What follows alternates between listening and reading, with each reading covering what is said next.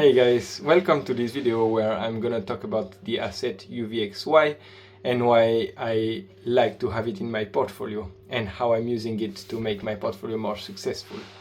So that's the first video I do around my etoro portfolio, so please be forgiving. First of all, what is UVXY? According to its prospectus and description, it attempts to measure 1.5 times the daily return of the S&P VIX short-term futures. What does that mean? First of all, what is VIX, the underlying asset, right? VIX is what we usually call the fear index, which is actually measuring the prospects of the SP500 returns in the future. So if people think that the SP500 will go up, then VIX is going down, and if people think the SP500 will go down, then VIX is going up. So that's how I measure the fear. So UVXY is tracking 1.5 times the daily return of VIX, which means if VIX go down 10%, then UVXY will go down 15% in the same day. And if VIX goes up 10% in one day, then UVXY will goes up 15% in that day. The setup and the financial construction of both UVXY and VIX is very complex, so I may want to explain it in another video. But what I want to explain here is that it's correlated to the SP500 returns, but it doesn't match them. And that's because UVXY's performance is linked to the perception of the SP500 futures and not the SP500 actual performance.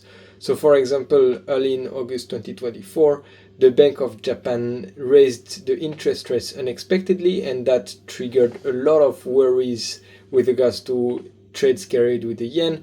And at the same time, you had a bit of unemployment data that wasn't favorable for the US. So the markets got really worried, and you can see that on the 5th of August, the SP500 went down by 2.2%. And the UVXY shot up by 35%. Again, this was because the markets were really worried. But on the very next day, on the 6th, the worries were actually fading away. So the SP500 still went marginally down by 0.02%, but UVXY, because the worries were fading away, dropped by 30%. So in this recent example, you can see that while they usually move in opposite directions, sometimes SP500 and UVXY can move the same way. And the range of their daily return can be vastly different. It's not rare that UVXY has a return that is tenfold the return of the SP500 on a single day.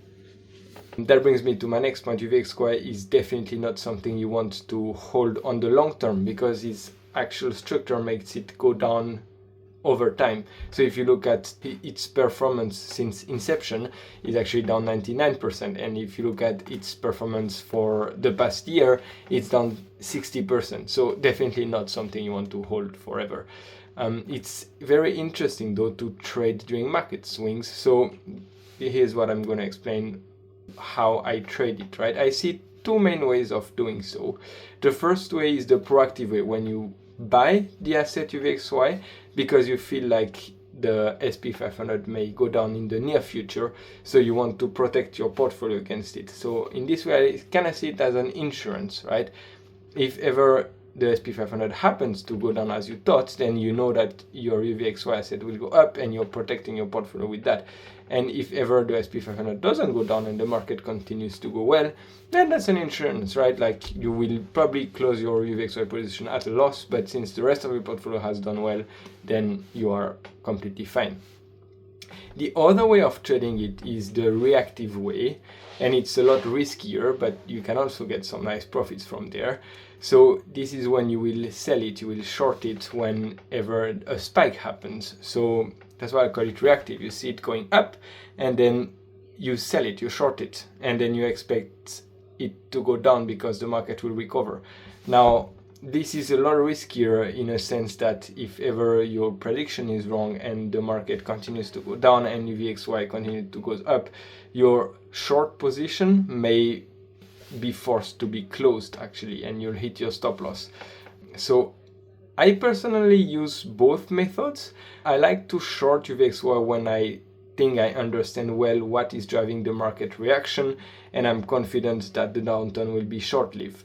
But I also like to buy the UVXY asset when I want to protect my portfolio's profits against a possible downturn. And again, if ever the downturn doesn't happen, I'm happy to pay the insurance fee and close the position at a loss, because the rest of the portfolio will be doing very well.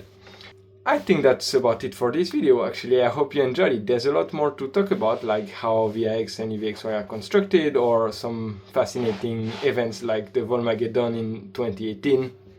So I may do another video around it at some point, but this video was about why I use UVXY in my portfolio and why I like it. So I hope I managed to make that clear, but leave the questions in the comments if you have any. And if you like that content, please add me on your watch list on etoro for more, and copy my portfolio if you trust my strategy. Cheers, guys!